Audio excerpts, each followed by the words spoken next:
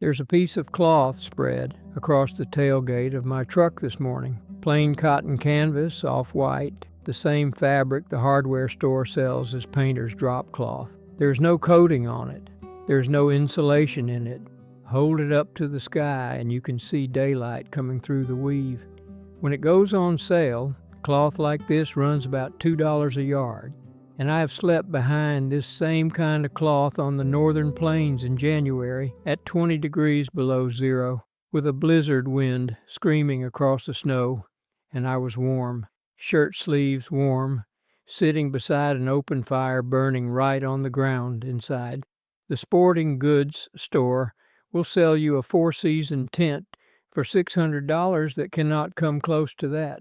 Light a fire inside that tent, and you will make the evening news. But the cloth was never the secret. Our people out on the plains worked out something about fire and moving air that no tent company has matched to this day. So stay with me to the end, because this whole lodge comes down to a hidden gap about the width of your hand in a place nobody thinks to look. And one specific thing the fire does to the air inside that gap. Get that gap right and you sleep warm all night with clear eyes and dry blankets. Get it wrong and you freeze inside a smokehouse. Nobody ever explains that part. Today I will. I'm Wes Kingfisher. I'm 64 years old. I'm of Cherokee heritage, and I was raised by my grandmother Ada in the hills of eastern Oklahoma, where I still live today. My grandfather and my uncles taught me the woods, and 40 years on the powwow trail taught me the rest of it. I have helped raise lodges from Oklahoma clear up into the Dakotas, and I have wintered inside them with Lakota friends who were generous enough to teach a Cherokee man how the plains stay warm. Now let me tell you what the modern world does about winter.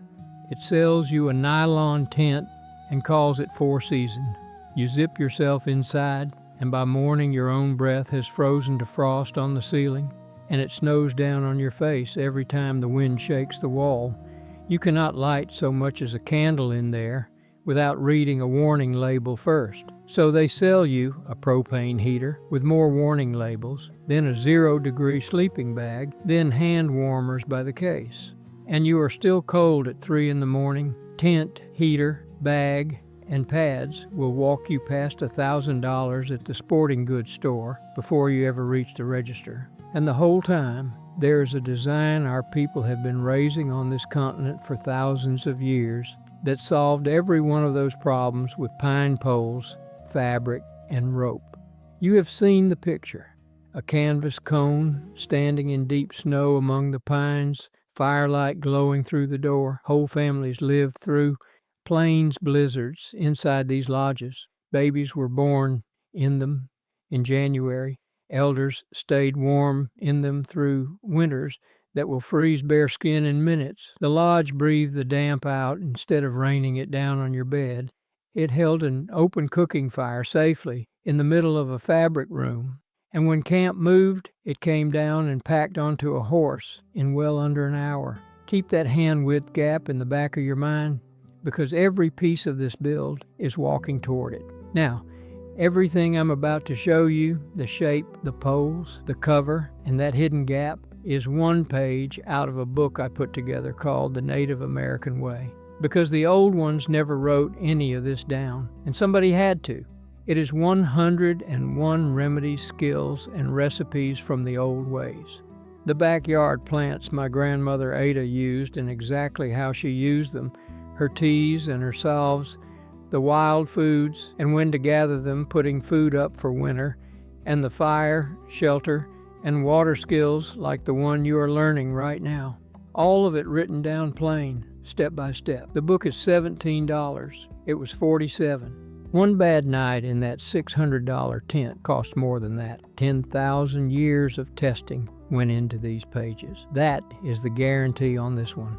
Now go ahead and grab your phone and open up your camera, the same one you use to take pictures. Point it at that square code on your screen and hold it steady for a second. A little link will pop up, give it a tap, and it will take you straight to the book. And if you are watching on your phone right now, the link is waiting for you right down below in the description. Take your time. There is no rush at all. I'll wait right here. All right, back out into the snow, because the first thing our people got right is the part everybody's eyes slide straight past, the shape of the thing. Walk around a real plains lodge sometime and look at it from the side. The cone leans, the back of the lodge stands steeper and shorter, and the front stretches longer toward the door. That lean is on purpose. The door faces east into the sunrise, and that puts the low, steep back square against the west wind that comes hammering across open prairie. Wind hits that sloped back and slides up and over it the way creek water slides over a river stone. There is no flat wall anywhere for a gust to punch. A modern dome tent fights the wind with two skinny aluminum poles, and out on the flats I have watched a hard gust fold one up like a cheap lawn chair. A lodge sheds the wind instead of fighting it, and the harder the wind leans on that cone, the harder the cone presses itself into the ground.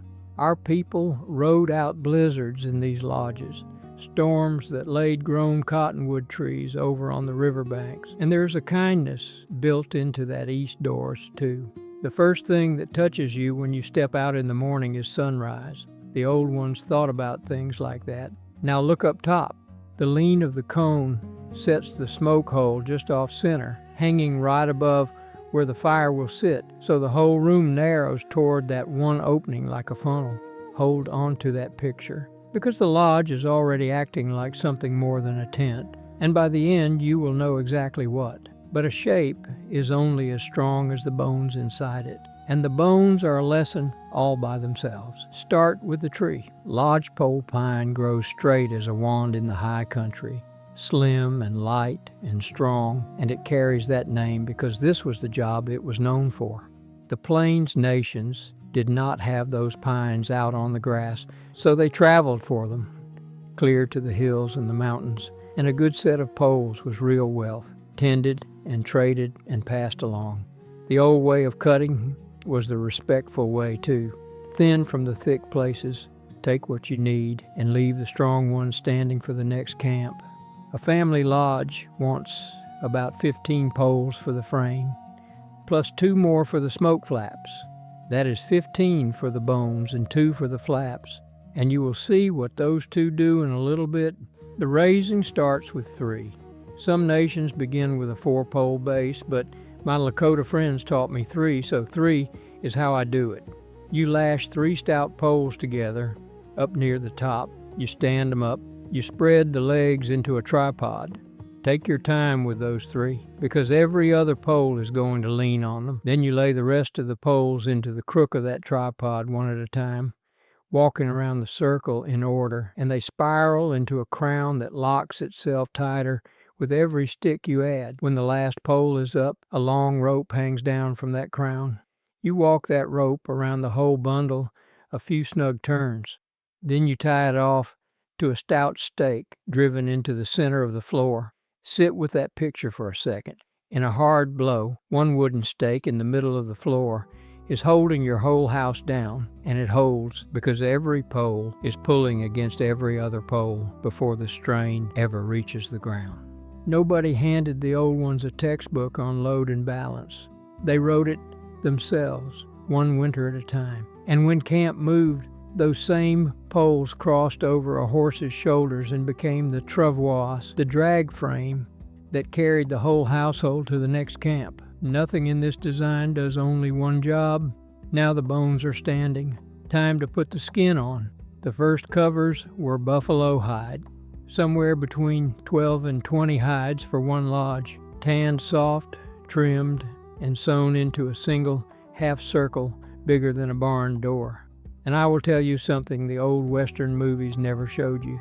That cover and the whole lodge under it belonged to the woman of the family. She made it with her mother and her sisters and her aunts. She owned it. She could have it standing in about an hour and down and packed even faster.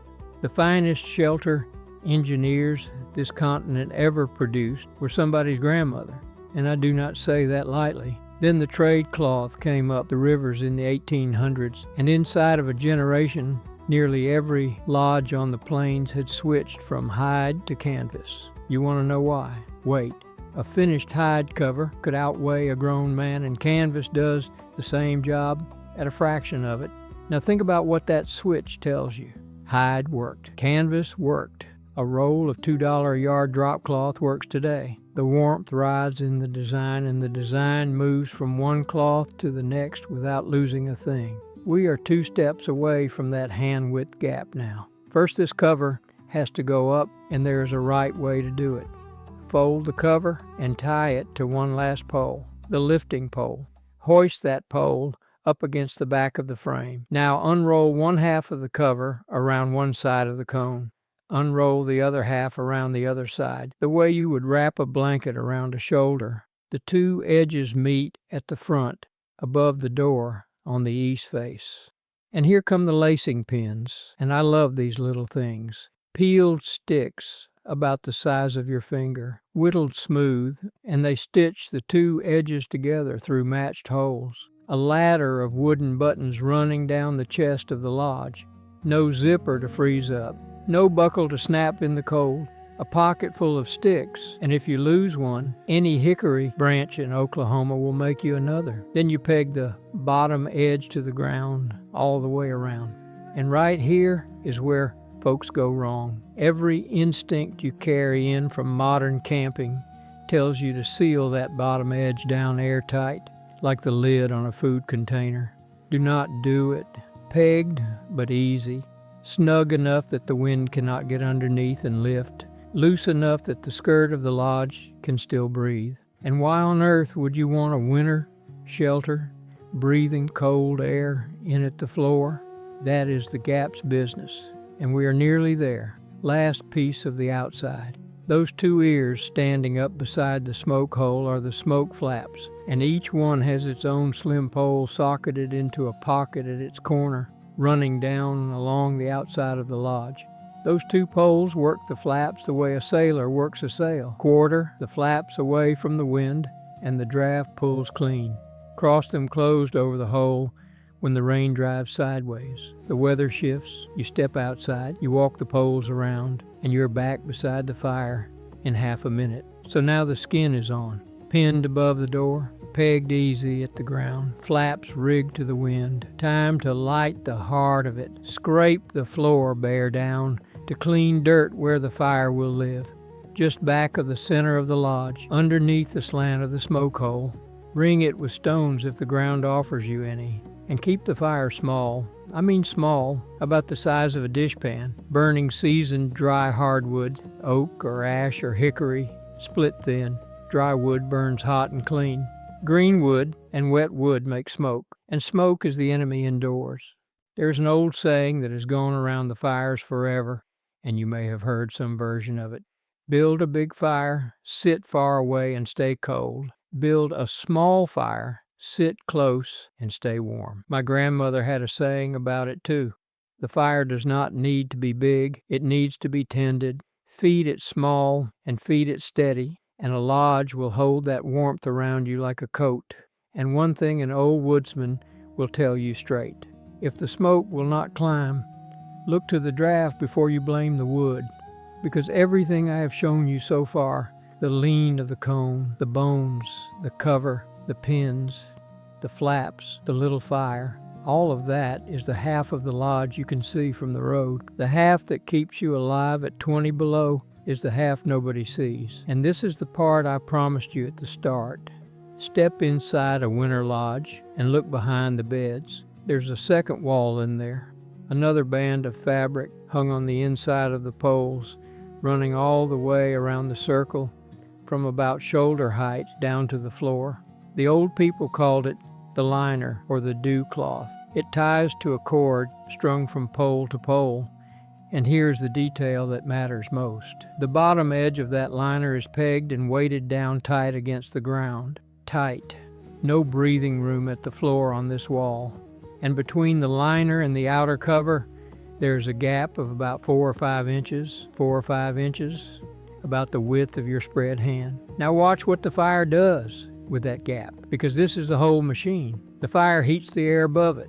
That hot air rises and pours out the smoke hole. But air that leaves has to be replaced from somewhere. So the outside coal comes hunting for a way in, and it finds that easy skirt at the bottom of the outer cover, and it seeps in under the edge, all the way around the circle. And the liner is standing right there in its path, sealed at the floor.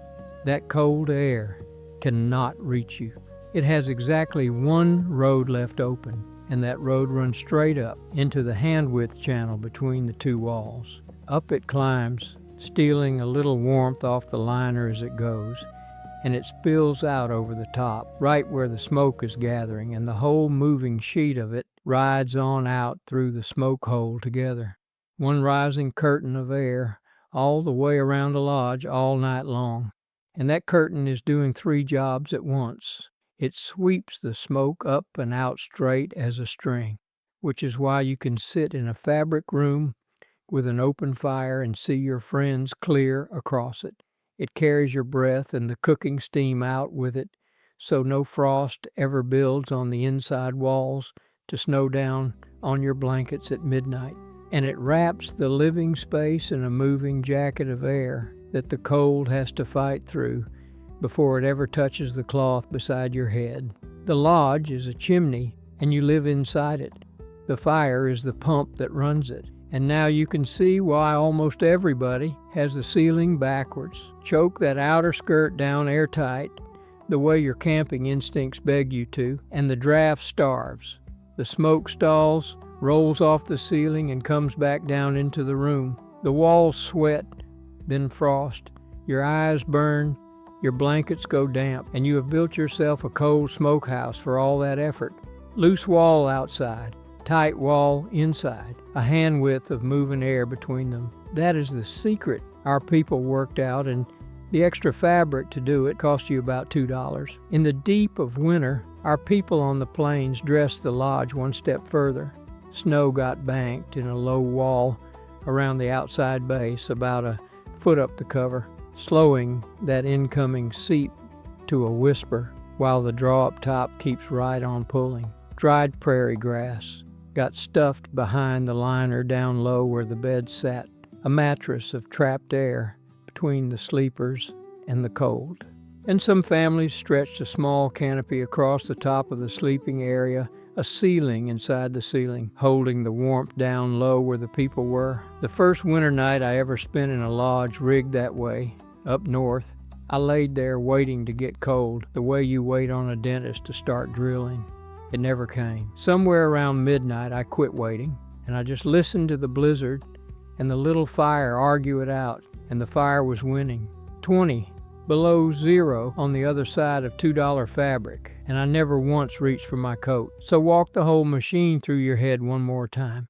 Loose skirt outside, tight liner inside, a hand-width channel between them, and a small steady fire in the middle, pumping the whole thing skyward and taking the smoke and the damp along with it. Warmth engineered out of moving air by people who never saw a physics book, because they had 10,000 winters of paying attention instead. And that right there is the kind of knowledge the old ones handed out free around the fire, and never once wrote down. There are 101 pieces of it in the book, The Native American Way. The remedies, the wild foods, the survival skills like this one, and the old kitchen, written out plain, step by step, so they do not die with me. $17 down from $47. That is less than one refill for the propane heater you will never need to buy. Now go ahead and grab your phone and open up your camera, the same one you use to take pictures. Point it at that square code on your screen and hold it steady for a second. A little link will pop up, give it a tap, and it will take you straight to the book. And if you are watching on your phone right now, the link is waiting for you right down below in the description. Take your time. There is no rush at all. I'll wait right here. So now you know how $2 worth of fabric outbuilds a $600 tent. The shape sheds the wind, the small fire runs the draft, and a hidden wall of cloth turns the whole lodge into a chimney you can live inside. Tell me in the comments where your people are from. And if there's native blood in your family line, like there is in so many American families, I'd be honored to hear the story. I read every single one. Next time, I am going to show you the tree bark our people were brewing for headaches and sore joints long before there was a drugstore to bottle it. I will show you exactly which tree to look for, how the old ones fixed the tea, and the one steeping mistake that turns good medicine bitter as a green persimmon. Wado, my friends. That means thank you. Walk easy, and I'll see you down the trail.